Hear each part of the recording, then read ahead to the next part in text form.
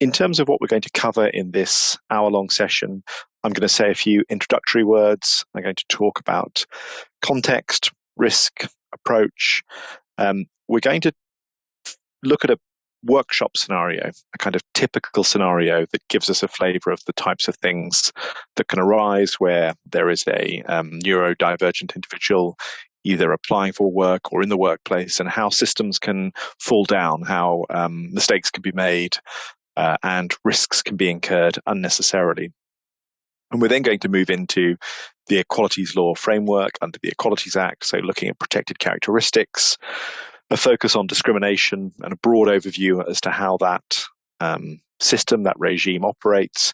And then we're going to drill down to look at the concept of reasonable adjustments. That is the cornerstone of the Equality Act insofar as neurodivergent individuals are concerned, and the answers and the problems tend to lie in the provisions governing reasonable adjustments. I'm then going to tie up at the end with some practical suggestions that hopefully give you something to think about back in your workplaces or when you're advising businesses or managers in relation to these difficult issues. There are three ways in which you're fixed with knowledge and therefore brought within the obligations under the Equality Act, the statutory obligations.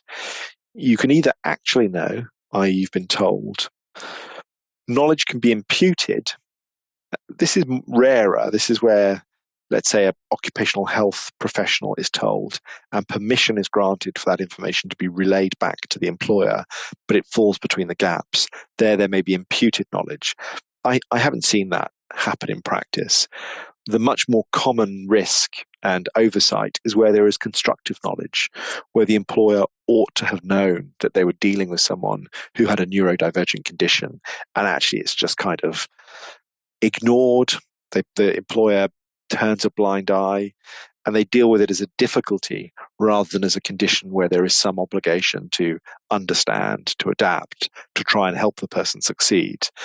And you see this all of the time. There may be rolled eyes in the background where someone is loosely described as being on the spectrum or being a bit difficult, but actually there's no formal, empathetic, sensitive, conscientious response.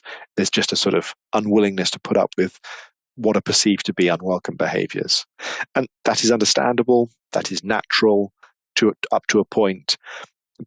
But the risk crystallizes well before somebody actually tells you that they have a particular condition.